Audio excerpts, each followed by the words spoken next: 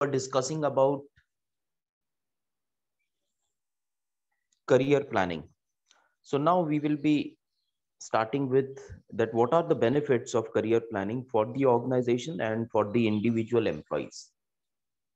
These benefits are very simple in nature. Some of the benefits we had already discussed when we were discussing about career planning, the process of career planning and the cycle of career planning. At that time, we had discussed some of these points. So we will have a very quick look. In case of any doubt, any query, please stop me and you can ask the query. Now, benefits of career planning. What are the benefits for organization to support career planning? First benefit.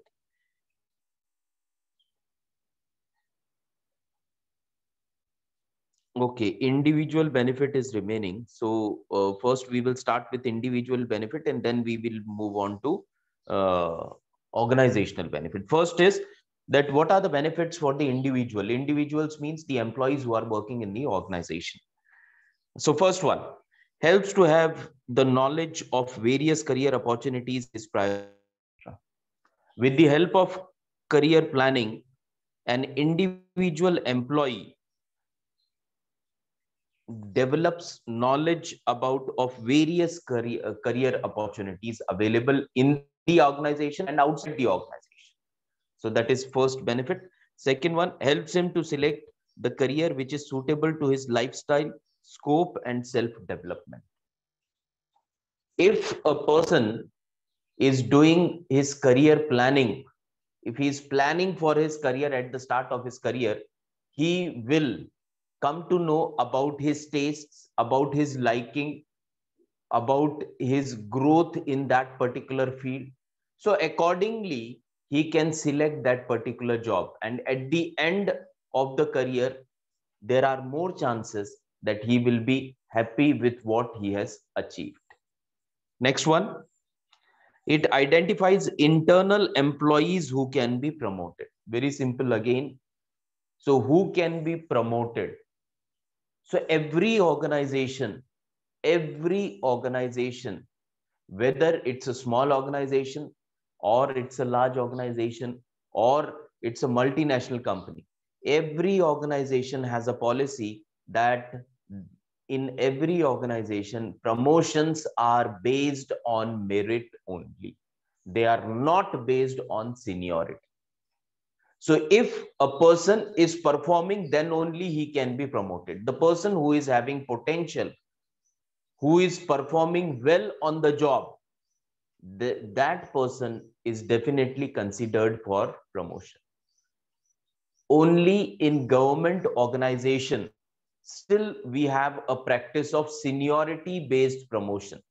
But in all the private organization, this particular concept of seniority based promotion is not at all used. What is used is only one criteria for promotion, and that criteria is merit. If you are performing on the job, then only you will be considered for the promotion. No matter how senior you are in the organization, you will not be considered for the promotion if you are not performing on the job.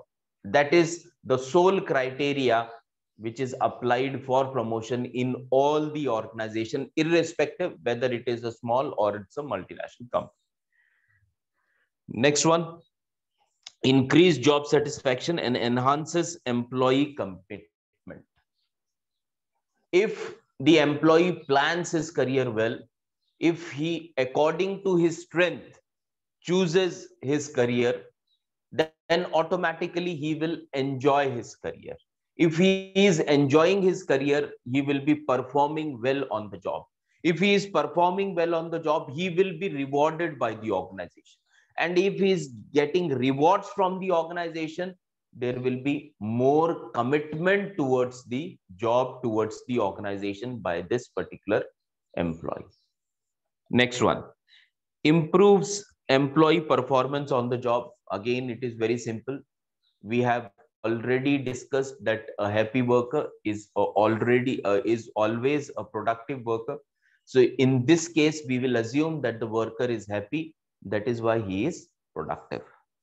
Next one, it satisfies employee esteem needs. Now, in the first semester in organizational behavior, you might have studied, or you must have studied, the Maslow's theory of hierarchy. Five theories, five hierarchies Abraham Maslow has given. The second last theory, before self-actualization comes self-esteem. So self-esteem means that every individual wants to have a status in the society, a status in the organization in which he is working. So if a person is performing well, then definitely he will be considered for promotions. If the person is getting promoted in the organization, that means he will be getting some sort of status in the organization. Everyone will start looking at him with respect, that yes, he is a person who is being promoted in the organization very often. Why he is promoted very often? Because of his performance. He performs very well. So as he will have say a good designation in the organization, as he is being respected by all the employees of the organization, he will have certain status in the organization, and that will satisfy his esteem needs. And being an individual, everyone of us wants to be respected in the society where we are living, as well as the organization in which we are working. So these are the benefits of career planning for individual. Once again, let me remind you, in case of any doubt, stop me. Now we will move on to the benefits of career planning to the organization. First one, efficient career planning and development ensures the availability of human resources with required skill, knowledge, and talent. So it is assumed that it is always the primary responsibility for career planning lies with the individual. So career planning first responsibility is of individual, and the secondary responsibility is of the organization. Now, how we can say that there is a secondary responsibility of career planning lies with the organization also? When we know that when we are talking about career planning, we are talking about individual career plan, then how the organization is coming into picture, how the organization is related with the individual career planning of the employees. So very simple, it is the organization where the employees are working. It is the responsibility of the organization to provide better working conditions, better facilities where people enjoy working. It is the responsibility of the organization to see to it that each and every employee believes that they are having better career opportunity inside the organization, within the organization, as compared to outside the organization, or as compared to some other organization.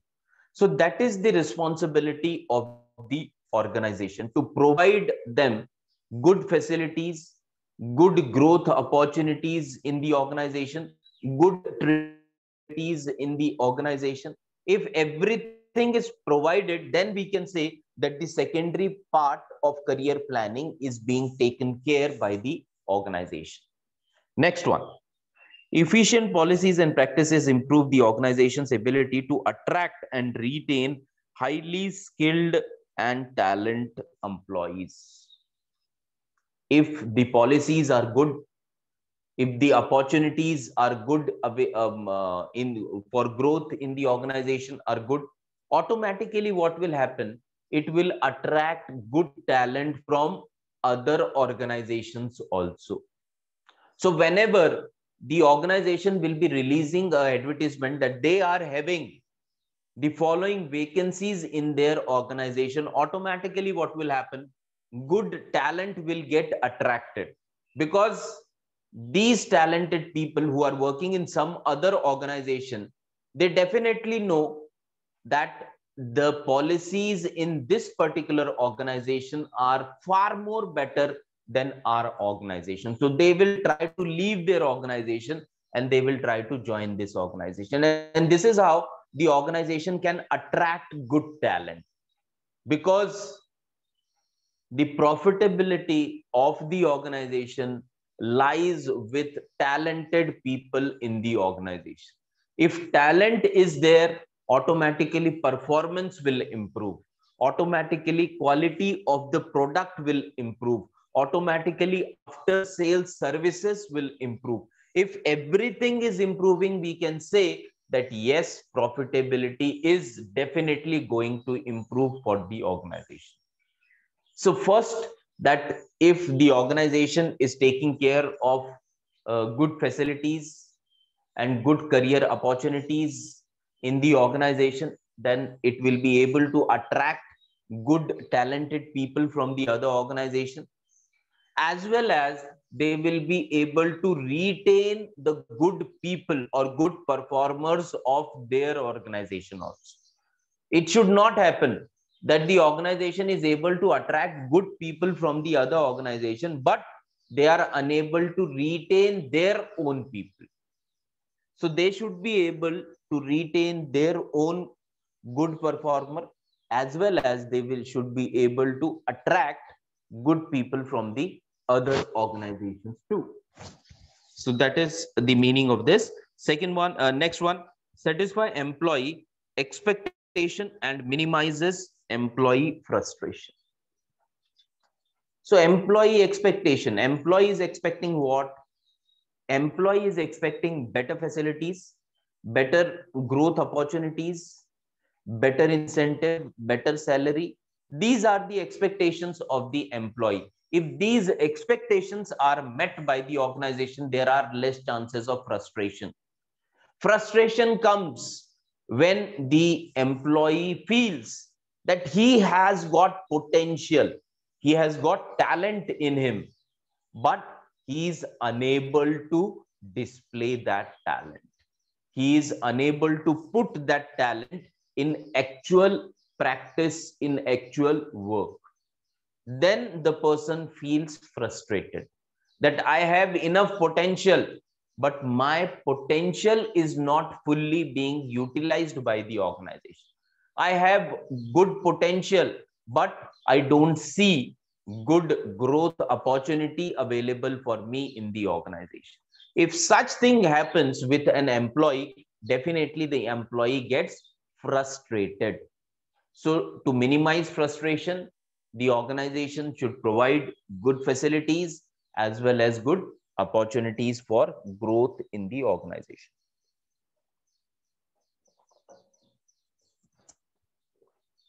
Next one. Attracting and retaining people from different cultures enhances cultural diversity. Now, again, we have already discussed that earlier it used to happen that people from particular locality, people from particular religion were given preference by the organization.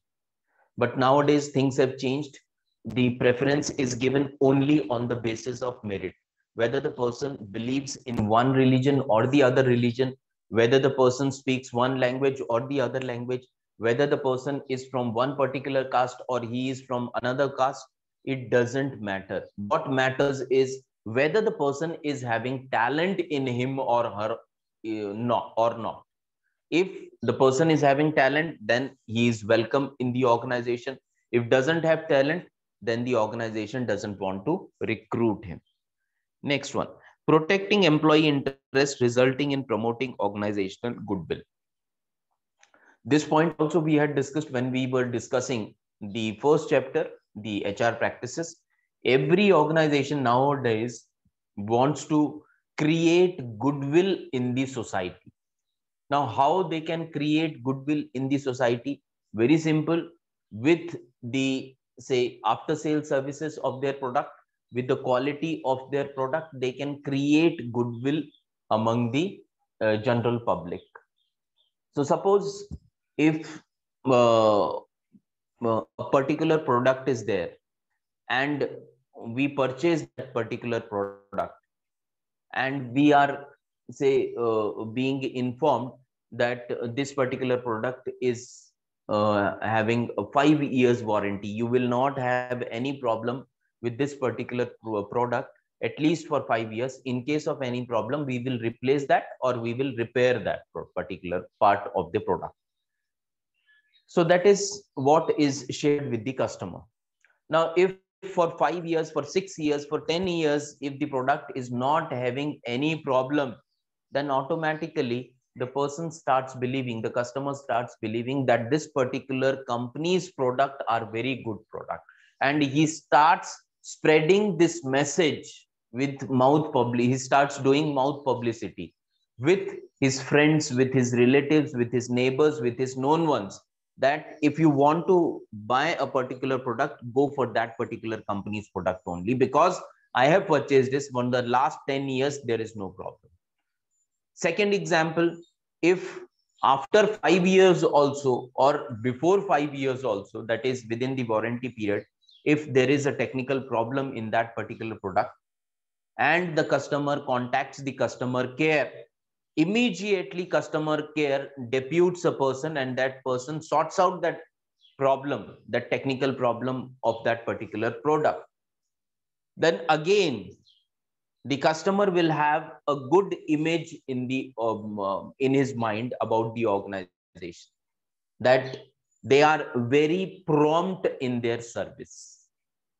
I made an call to the customer care yesterday that my product is having this particular problem. The customer care people were very polite. They immediately informed that next day, within a day, your problem will be resolved. And within that particular day, my problem got resolved. So with this particular actions, with these particular practices, the companies are trying to create goodwill in the mind of the people, because still mouth publicity is considered as the best form of advertisement without any investment. What you have to do is, the quality of the product will be very good and your after sales services should be very good. If these two things are there, then automatically the customers who have purchased your product, the company's product, they start promoting the name of that particular company without taking anything extra or any money from the company. For every other sort of advertisement, we have to pay. We need to do some investment. But when we talk about mouth publicity, investment is what? Good quality product, good after sales service.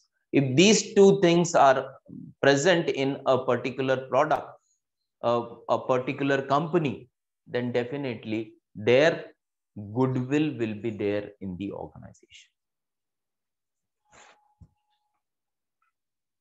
Next, employees' accountabilities. What are the accountabilities of the employees, where the employee is accountable? First one, self-assessment. Now, self-assessment is not the responsibility of the organization. Organization is supposed to do what? It is supposed to provide good opportunities in the organization, and it is supposed to provide good facilities in the organization. That is the responsibility of the organization. But when we talk about the accountability, it is the accountability of the individual employee, that he or she need to do self-assessment. Self-assessment is very important. Then only you will be able to plan your career well. What are your strengths? What are your weaknesses? It is only you know much better than others. So when I know that these are my strengths and these are my weaknesses, what I can do is, based on my strength, I can choose a career. If I'm choosing a career which is based on my strength, then there are more chances that I will be successful in this type of career. Next one, setting goals and plans.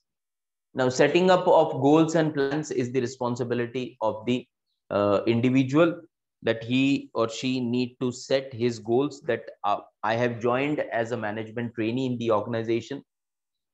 I want to reach the position of, say, deputy manager within a period of, say, 3 to 5 years. Then after that, manager, after that, senior manager, after that, general manager. So this type of planning is to be done by the individual, not only planning how he or she will be achieving that particular goal. That should also be included in the planning. Next one, make use of opportunities, education and training. Whenever the organization is providing some education, some training, some facilities, or they are providing you opportunities, encash those opportunities.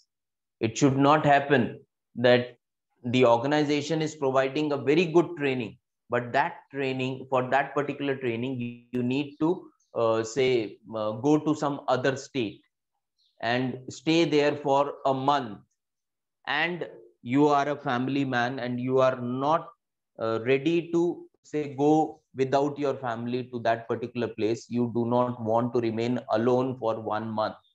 If such is the case, that means you are losing a very good opportunity, because if you encash that opportunity, you will improve your skills, you will improve your knowledge, which can be used for the benefit of yourself as well as for the benefit of the organization, and for with that you will be having better opportunity of growth in the organization. Next one, organizations accountabilities, setting and communicating missions, policies, goals and objectives. Very simple, this is the accountability of the organization. Setting up of goal we are talking about, not individual goal, we are talking about organizational goals, that this is the goal set by the organization, and this is how everyone in the organization has to achieve this type of goal. So this is the accountability of the organization. Providing information about organization's career path. Organization's career path is whether the organization is going for diversification, or if the organization is going for expansion, if the organization is going for mergers and acquisition. So all this information should be shared with the employees. Next one, providing training, education, mobility opportunity.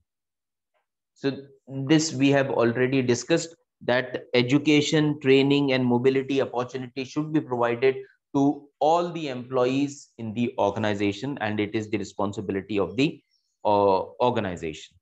Next one, supporting the manager's role in career development and counsel. Now here you might be knowing that in various multinational companies, now there is a trend that they appoint a counselor in the organization. Now the role of this counselor is that he or she counsels the employees of the organization. It can be professional counseling, it can be personal counseling, but individual counseling takes place in many organizations. There is a trend nowadays that because of stress, because of this type of lifestyle, the employees are having a lot of stress on them, and because of this stress they are not able to perform well on the job. To overcome this particular problem, the organization has started recruiting counselors or psychologists in the organization who helps the employee to overcome this type of stress. So this type of policies should be taken care by the organization. Or if a manager in the organization who is playing the role of a counselor, who is devoting his lot of time in counseling the employees of the organization, his role should be supported by the organization, that you are doing a very good job and we are with you. Such type of push up should be given by the organization to this particular manager. Now, managers accountabilities. First one, giving clear feedback about employees, and employees should reasonably expect. Giving clear feedback means it is the responsibility of the manager to give clear feedback, whether the person is performing well or not. If he is not performing, he should be informed that you are not performing well on the job. You will be provided 2, 3, 4 more opportunities. Please improve your performance, otherwise strict action can be taken against you. It should not happen that the person is very close to the manager, so manager doesn't know how to inform that person that he is not performing well on the job. So what he informs is that you are doing good. When he informs him that you are doing good, the person becomes assured that yes, my performance is good, so there is no need for improvement. But in actuality, the person is not performing well in the organization. So this should not happen. Whatever the feedback is, the feedback should be clearly shared by the manager with the manager should clearly share the feedback with the employees. Next one, providing forums for discussion. In case the employees are having any doubts, any queries, there should be forums where these doubts can be settled. So these forums plays a very important role. But because what will happen, that if a person is having a doubt related to anything, related to his work, related to say policy in the organization, related to training program which is to be conducted in the organization, or any other sort of doubt. Now, if this doubt is not cleared, or if the person is not aware that who is the authority who he can approach for clearing this doubt, then automatically this will create a sort of say frustration in that particular individual. So this should not happen. For this, the organization should be providing forums for discussion. Next one, providing support and opportunity. This is the responsibility of the manager, that he should support and provide opportunity, support the employees. If the employees are having queries, it is his responsibility to resolve those queries. He has to see to it that the employees are having better opportunity for growth in the organization. Next one, identify identifying employee potential. Now, as the manager is handling, say, the team of 20 employees, 50 employees, or 100 employees, it is his responsibility to find out who are the employees who are having very good potential. Now, these good potential employees should be promoted, or should be given a preference in the organization. They should be deputed for various training programs in the organization, so that their potential can be used to the fullest by the organization. Next one, providing growth opportunities consistent with employee and organizational goals. So every manager has to see to it that each and every employee is having enough growth opportunity in the organization. Providing exposure to the employees. Exposure to the employee means that various training programs should be organized for the development of the employees. This is how they can be given exposure, that what is happening in other organizations, what is happening in other industries similar to this particular industry, what is happening in some other countries in these type of industries. So with this, the exposure can be given to the employees. Next one, Now we will move on to succession planning. Succession planning, we have already discussed the meaning of succession planning. I will read the definition of succession planning, and we will, in brief, we will discuss about it. In case of any doubt, please stop me. So succession planning is the process connected with the succession of employees to fill in key positions in the organization hierarchy as vacancies arise. The focus of attention is towards which person is needed for succession planning. It focuses on identification of vacancies and locating the probable successor. So we have already discussed now the main difference between career planning and succession planning is career planning is done for each and every employee of the organization, whereas succession planning is done for the key positions in the organization. That if a key employee of the organization, key employee means the decision maker of the employee. The person can be general manager, managing director, or CEO of the organization. So every organization wants to do a plan, wants to have a plan B ready with them. Now, suppose if the managing director of the organization leaves the organization, then before the next appointment of next managing director, if the organization say it takes 15 days to appoint next senior managing director, then what will happen? For a period of 15 days, the organization will not be effectively working because the decision making authority has suddenly resigned.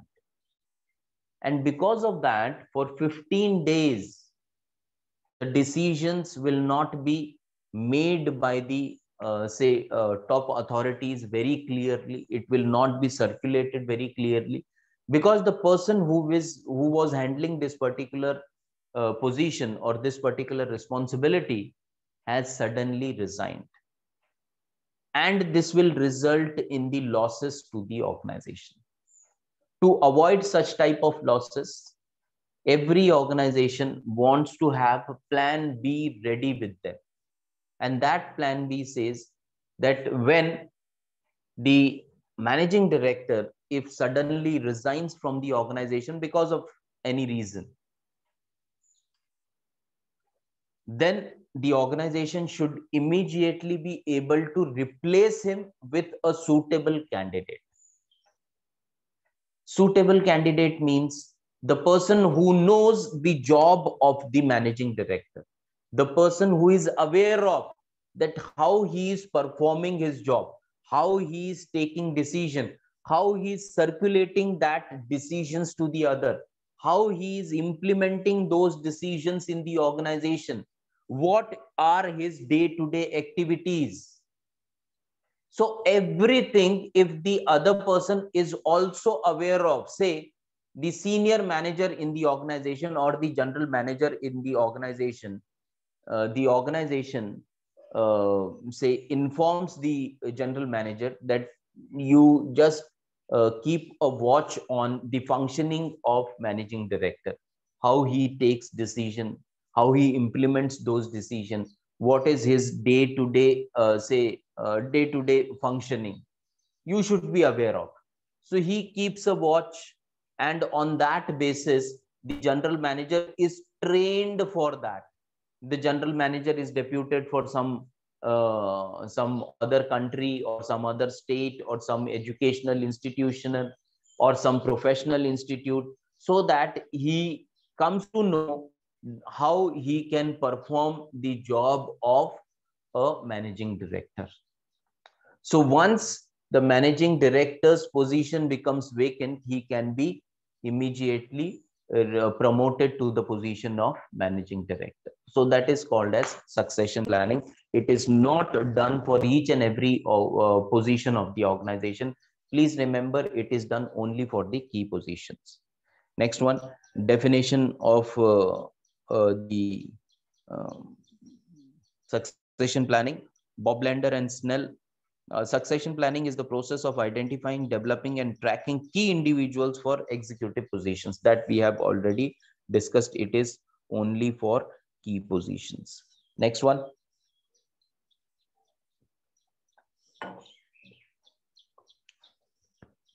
Importance of succession planning.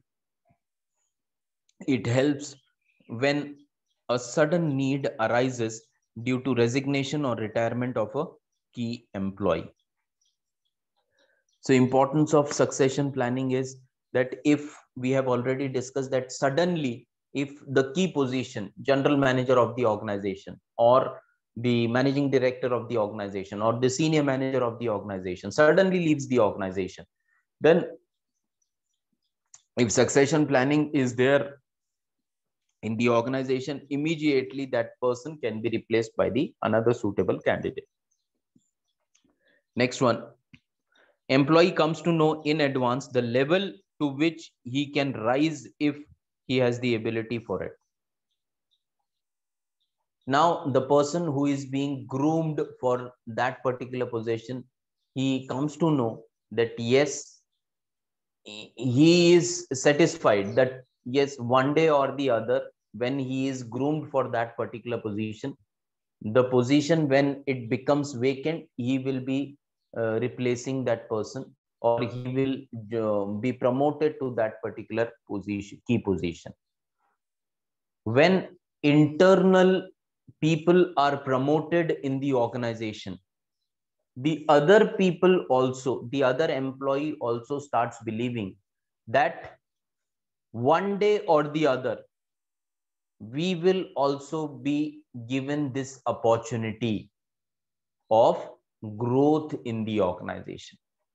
So what the organization is trying to do, instead of getting some person from other organization, they are trying to groom their own employees in the organization so that whenever there is a vacant position at the top level, these person can be considered for that particular position.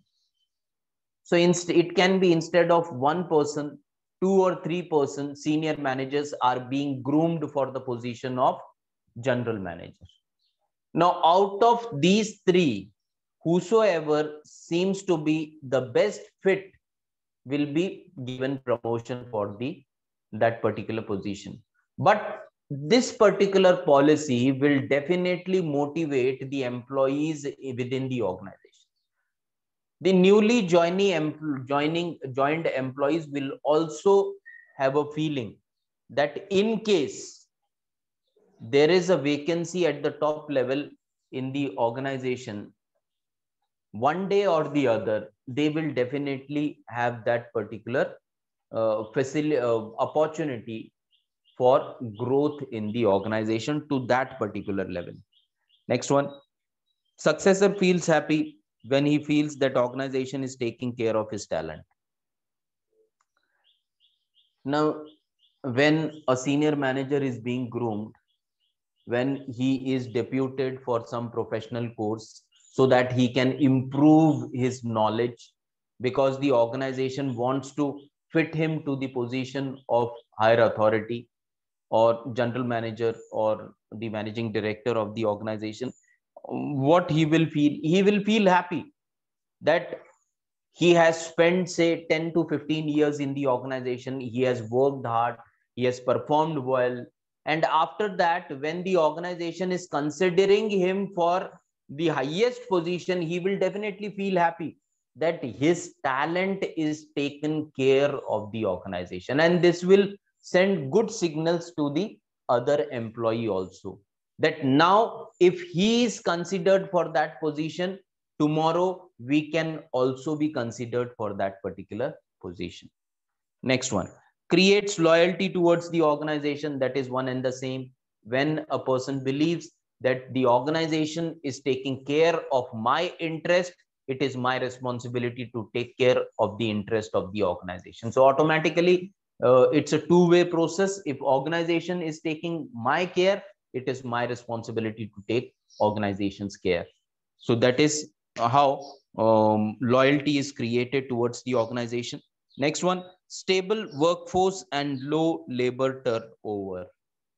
When good opportunities are available, when good working environment is available, when good facilities are available, automatically the workforce will get stabilized.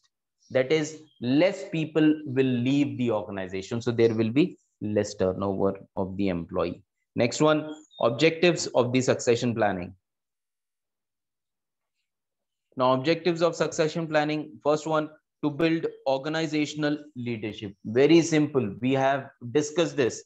So to build organizational leadership means that every time one person should be ready with who can take the responsibility of the highest authority. So general manager should be groomed so that whenever the managing director's position is vacant, he can take that particular position. Next one, to help formulate contingency plan. Contingency plan, we all know contingency plan. All of a sudden, suppose if we will assume that the general manager is very loyal to the organization. He is there in the organization for the last 20 years. So organization knows that for the next around 5 to 6 years, the general manager is going to be with us. He will not leave the organization. The organization is assured of that. But in such cases also, there has to be a contingency plan. We all are human beings. We cannot guarantee that for next 5 days we will be healthy or we will be living. So in this case, suppose the organization was rest assured that for next 5 years, we need not consider anyone for that particular position because the person is very loyal to us. All of a sudden, the general manager, on one day, the general manager meets with an accident and the doctor says that he is unable to carry out his work for at least 2-3 months. So complete bed rest is required and he is unable to discharge his duties also. Now, suddenly, if no one is there who can immediately replace the general manager's position, what will happen? There will be chaos in the organization. Now, the employees doesn't know that who will be the decision maker because the decision maker is hospitalized and the organization has not made any provision of replacing that particular person. So every time there has to be a plan B ready in the organization. Otherwise, for next 15 days, for next 1 month, till the position is filled by the suitable candidate, the organization will suffer loss because of this chaos. Next one, to sustain organizational performance. To sustain organizational performance means to continue with the organizational performance. So the moment the general manager meets with an accident and he is hospitalized and doctor declares that now for 2-3 months he needs complete bed rest and he is unable to discharge his duties. Within a day or two, the company replaces the general manager with another suitable candidate within the organization. Then what? It will continue with the good performance. It will not add to the losses to the organization because the senior manager was groomed by the organization that in case of any contingency, in case of any untoward event, then immediately you should be able to occupy that position. You should be able to replace that particular position. For that, the senior manager was groomed well. He was deputed to professional organizations. He was undergoing some leadership programs. He was undergoing some psychological, programs or psychological training was given to him. He was given various other sorts of development program, which was essential for the position of general manager in the organization. So this was about the objective of succession planning. So this is the end of our unit number 2. Tomorrow, when we will be meeting, tomorrow we will be starting with unit number 3. So in case of any doubt, you can ask me, or otherwise we will stop here. No doubt, sir. Okay. So we will stop here. Thank you all for attending today's session. Tomorrow we will again meet at the same time, or if the time, say instead of 6, if it is 7, I'll let you know. Please check the links with time also, that whether the session will be there at 6 tomorrow, or whether the session will be at 7, because we are having some work. So we need to just check whether we can start with 6 or we need to start at 7. So please check the link today for tomorrow's session. So once again, thank you all for joining today's session. Thank you. Thank you, sir. Thank you. Thank you, sir.